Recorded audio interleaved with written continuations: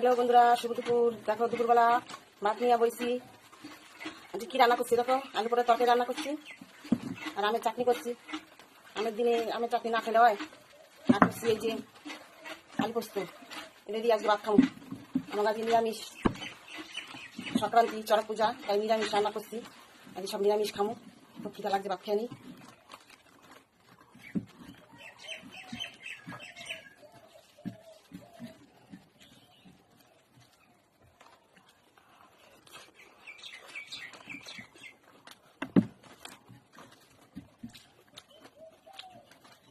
খুবই সুন্দর হয়েছে আলু পোস্ত।